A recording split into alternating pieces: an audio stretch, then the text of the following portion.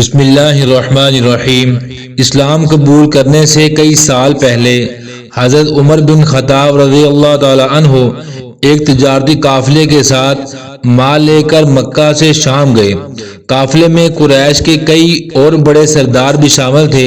یہ قافلہ شام کے سب سے بڑے شہر دمشق گیا اور وہاں اپنا مال بیچ کر مکہ واپس روانہ ہوا۔ تھوڑا سا فاصلہ طے کرنے پر حضرت عمر کو یاد آیا کہ ان کی ایک رشتہ دار خاتون نے انہیں کچھ سونا دیا تھا کہ اسے بیچ کر اس کے لیے کچھ کپڑے وغیرہ لیتے آئیں۔ انہوں نے اپنے قافلے کے ساتھیوں سے کہا کہ فلاں عورت کا کام کرنے واپس دمشق جا رہا ہوں، کوشش کروں گا کہ یہ کام کر کے جلدی واپس آ جاؤں۔ حضرت عمر دمشق واپس گئے تو بازار بند ہو چکے تھے۔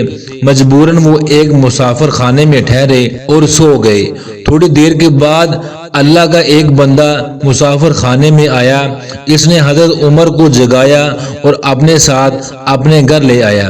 یہ بات واضح نہیں تھی کہ وہ شخص حضرت عمر کو پہلے سے جانتا تھا یا ان کے والد خطاب سے ان کی واقفیت تھی۔ انہوں نے حضرت عمر کی بڑی خاطر و مدارت کی۔ کھانا کھا کر وہ سو گئے اور ان کا میزبان رات بھر عبادت کرتا رہا۔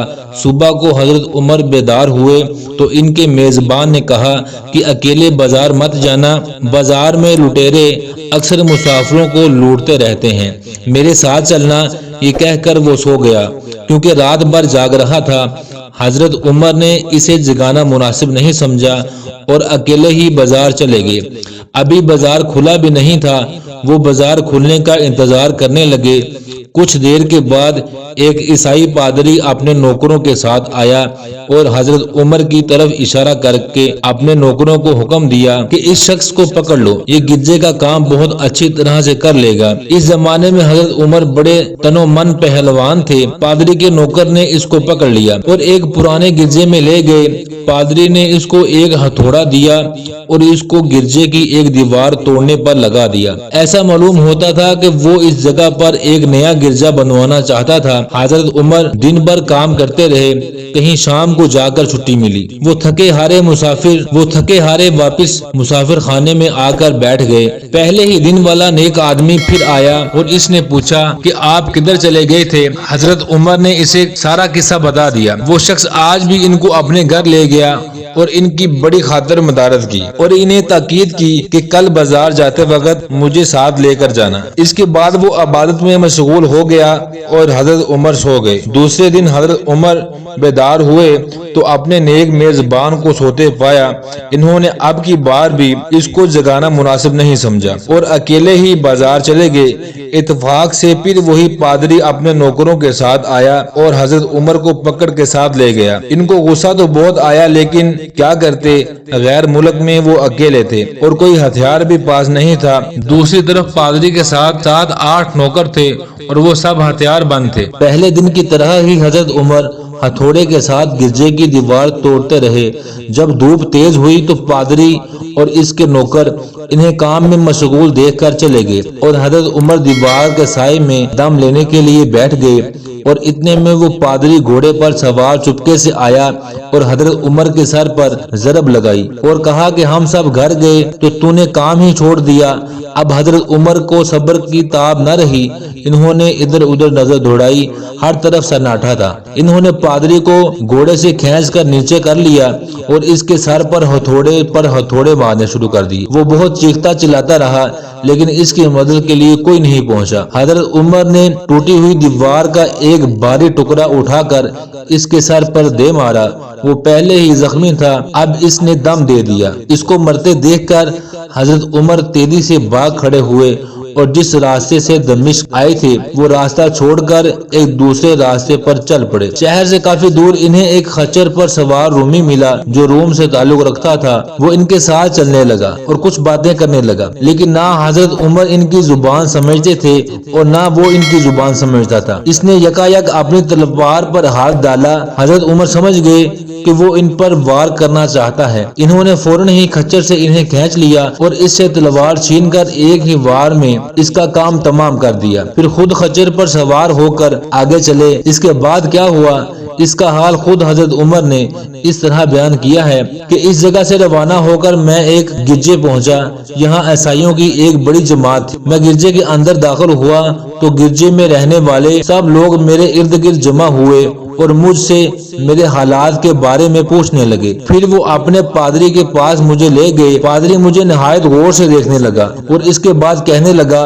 کہ ایسا معلوم ہوتا ہے کہ تمہیں کسی چیز کا خوف ہے۔ میں نے کہا تم نے کیسے اندازہ لگا لیا کہ مجھے کسی چیز کا خوف ہے؟ اور پادری نے کہا کہ آپ جب تک چاہیں یہاں ٹھہریں، آپ کو یہاں کسی قسم کا کوئی خطرہ نہیں، آپ ہماری حفاظت میں ہیں۔ پھر اس پادری نے مجھے اپنے گھر میں مہمان کی طرح رکھا اور میری نہایت ہی خاطر و مدارت کی، اور پھر پوچھا کہ آپ کون ہیں؟ میں نے اسے بتایا کہ میں مکے کا رہنے والا ہوں اور قبیلہ قریش سے تعلق رکھتا ہوں، تجارتی قافلے کے ساتھ شام آیا تھا۔ تجارت کا مال بیچنے کے بعد ایک ضروری کام کے لیے مجھے اپنے قافلے سے جدا ہو کر واپس دمشق جانا پڑا۔ اب میں اپنے وطن واپس جا رہا ہوں اور راستہ بھٹک کر یہاں آ نکلا ہوں۔ پادری مجھے غور سے دیکھتا رہا اور بار بار طرح طرح کے سوال کرتا رہا۔ میں نے اس کے ہاں نہایت ہی آرام سے رات بسر کی۔ صبح کو آپ نے پوچھا کہ آپ کا ارادہ یہاں ٹھہرنے کا ہے یا آگے جانے کا؟ میں نے کہا کہ اب میں آپ سے رخصت ہونا چاہوں گا۔ یہ سن کر پادری نے اپنا ایک شاندار گدھا جو کہ بڑا خوبصورت اور نہایت ہی تیز رفتار تھا لے آیا۔ اس گدھے کی پیٹھ پر کھانے کی مزیدار چیزیں اور قیمتی تحفے بھرے ہوئے تھے، اور پھر کہنے لگا کہ آپ اس گدھے پر سوار ہو جائیں اور چل پڑیں۔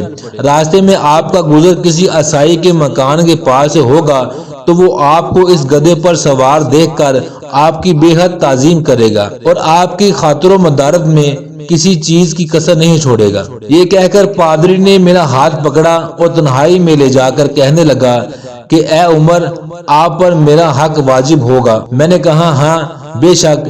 اس نے کہا آپ کا تعلق ایک معزز قوم سے ہے، میری آپ سے ایک عرض ہے۔ میں نے کہا آپ بیان کر لیں، لیکن حیرت کی بات یہ ہے کہ آپ جیسا بڑا آدمی مجھ سے پریشان حال مسافر سے کوئی غرض رکھتا ہو۔ اس نے بڑے یقین بھرے لہجے میں کہا کہ سنیں، میں ایک ایسا آدمی ہوں جسے اللہ نے آسمانی کتابوں کا علم عطا کیا ہے۔ میں نے آپ کی ذات میں بہت سی ایسی نشانیاں دیکھی ہیں جو یہ ظاہر کرتی ہیں کہ جب ایک مقررہ مدت پوری ہو جائے گی تو حالات میں زبردست تبدیلی آئے گی۔ اس وقت آپ ہمارے ملک کے حاکم بن جائیں گے اور یہاں کے سب شہروں میں آپ ہی کا حکم چلے گا۔ اس کے بعد پادری نے اپنی جیب سے دوات، قلم اور کاغذ نکال کر کہا کہ میری غرض یہ ہے کہ آپ اس کاغذ پر لکھ دیں کہ اس گرجے اور اس کی جائیداد پر کسی قسم کا کوئی محصول لاگو نہیں کیا جائے گا۔ میں نے حیران ہو کر پادری سے کہا آپ مجھ سے مذاق تو نہیں کر رہے؟ اس نے کہا کہ قسم ہے اس ذات کی جس نے عیسیٰ علیہ السلام پر انجیل نازل فرمائی، میں جو کچھ کہہ رہا ہوں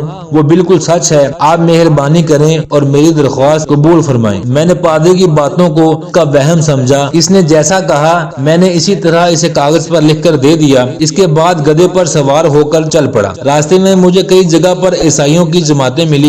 انہوں نے مجھے ایک پادری کے گدھے پر سوار دیکھ کر میری بڑی خاطر و مدارت کی۔ میں اسی طرح جگہ جگہ عیسائیوں کا مہمان بنتا رہا، تبوک تک پہنچ گیا۔ اللہ کی شان، جس تجارتی قافلے کے ساتھ میں گیا تھا وہ کافی دیر میرا انتظار کرنے کے بعد اس جگہ سے چل پڑا تھا جہاں میں نے اسے چھوڑا تھا، اور اب تبوک میں ایک کنویں کے قریب ڈیرا ڈالے ہوئے تھے۔ قافلے والے میرے ساتھی مجھے دیکھ کر میری طرف دوڑ پڑے اور مجھ سے مل کر بہت خوش ہوئے اور کہنے لگے کہ ابن خطاب، ہم لوگ تمہارا انتظار کرتے کرتے بالکل مایوس ہو گئے تو ہم نے اس مقام کو کوچ کر دیا جہاں سے تم واپس دمشق گئے تھے، مگر تمہارے بارے میں ہم سخت پریشان تھے۔ یہ تو بتاؤ تم اتنے دن کہاں رہے؟ میں نے وہ تمام حالات بیان کیے جو مجھے پیش آئے، لیکن پادری سے جو میری گفتگو تنہائی میں ہوئی وہ بالکل ظاہر نہیں کی، کیونکہ میں پادری کی اس باتوں کو اس کا وہم سمجھتا تھا اور اس کے عقیدے کی کمزوری سمجھتا تھا۔ قریش کے ایک سردار ابو سفیان بھی اس قافلے میں شامل تھے۔ انہوں نے مجھے اس شاندار گدھے پر سوار دیکھ کر کہا، ارے تم لوگ اس نوجوان کی عقل مندی تو دیکھو، اسے کسی ایسے میدان میں چھوڑ دیا جہاں نہ پانی ہے نہ سبزہ۔ میں نے کہا گدھے کے مالک نے رخصت کرتے وقت مجھ سے کہا تھا کہ جب میں اپنے ساتھیوں کے پاس پہنچ جاؤں اور گدھے کی ضرورت نہ رہے تو اس کی رسی کو مضبوطی سے باندھ کر گدھے کو اسی جگہ پر چھوڑ دوں، لہذا میں نے ایسا ہی کیا۔ یہ دیکھ کر ابو سفیان نے کہا ارے تم نے کیا کر دیا؟ گدھے کو ایسی جگہ پر چھوڑ دیا جہاں پر چور چکے اور درندے اکثر گزرتے ہیں۔ میں نے کہا اس کے مالک نے مجھے ایسا ہی کرنے کی ہدایت کی تھی، وہ اس کی عادتوں سے زیادہ واقف ہے۔ اب وہ جگہ گدھے والا کنواں کے نام سے مشہور ہے۔ وہاں سے روانہ ہو کر ہمارا قافلہ مکہ پہنچا۔ میری اور پادری کے درمیان جو گفتگو ہوئی تھی وہ مجھے بھلائے نہ بھولتی تھی۔ پہلے تو کئی دن تک میں نے اسے اپنے دل میں ہی رکھا، پھر مجھ سے ضبط نہیں ہوا اور یہ راز میں نے اپنے رشتہ دار خاتون کے ساتھ ظاہر کیا جس نے مجھے سونا دیا تھا۔ اس نے مجھ سے کہا کہ ابن خطاب میں تمہارے بچپن ہی سے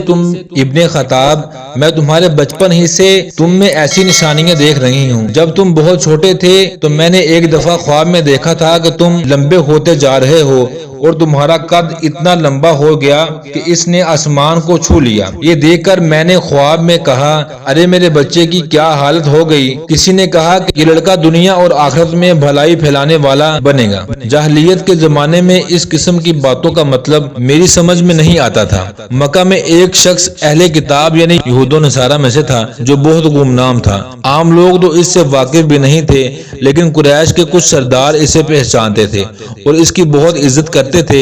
ایک دن دوپہر کے وقت میں اس کے پاس گیا اور اس سے جا کر کہا کہ میں آپ سے چند باتیں کرنا چاہتا ہوں اور چاہتا ہوں کہ آپ ان کو اپنے دل میں راز بنا کر رکھیں اور کسی کے سامنے ظاہر نہ کریں۔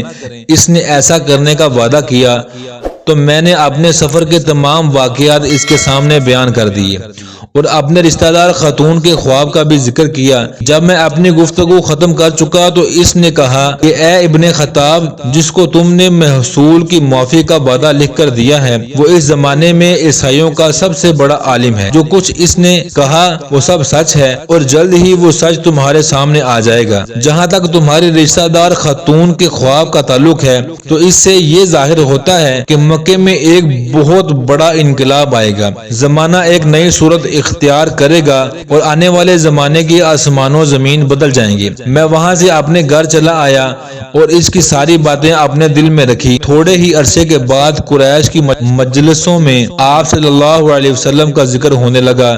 یہ لوگ اس بات پر چڑھتے تھے کہ محمد صلی اللہ علیہ وسلم اپنے آپ کو اللہ کا رسول کہتے ہیں، لوگوں کو بتوں کی پوجا سے منع کرتے ہیں اور ایک اللہ کو ماننے پر زور دیتے ہیں۔ جلدی اللہ تعالیٰ نے اسلام کو ظاہر کر دیا اور مجھے یقین ہو گیا کہ حالات وہی صورت اختیار کر رہے ہیں جس کی طرف آسمانی کتابوں کے عالم شام کے پادری نے اشارہ کیا تھا۔ نبوت کے چھٹے سال حضرت عمر نے اسلام قبول کر لیا اور رسول اللہ صلی اللہ علیہ وسلم کی جانثار ساتھی بن گئے۔ 11 ہجری میں آپ صلی اللہ علیہ وسلم نے اس دنیا سے پردہ فرمایا تو حضرت ابوبکر مسلمانوں کے پہلے خلیفہ بنے۔ 13 ہجری میں انہوں نے وفات پائی تو حضرت عمر خلیفہ بنے۔ ان کے سفر نامے کی روایت کرنے والے راوی کا بیان ہے کہ حضرت عمر فاروق اپنی خلافت کے زمانہ میں شام تشریف لے گئے تو ایک بہت بوڑھا آدمی جس کے بال برف کی طرح سفید ہو چکے تھے عیسائیوں کی ایک جماعت کے ساتھ ان کی خدمت میں حاضر ہوا اور عرض کیا اے امیر المومنین، کیا آپ مجھے جانتے ہیں؟ حضرت عمر نے فرمایا کہ اگر آپ شام کے فلاں نگر کے پادری ہیں تو میں آپ کو پہچانتا ہوں۔ اس نے کہا کہ جی ہاں میں وہی پادری ہوں۔ حضرت عمر فاروق رضی اللہ تعالی عنہ نے فرمایا کہ میں نے آپ سے لکھ کر جو عہد کیا تھا وہ آج بھی قائم ہے۔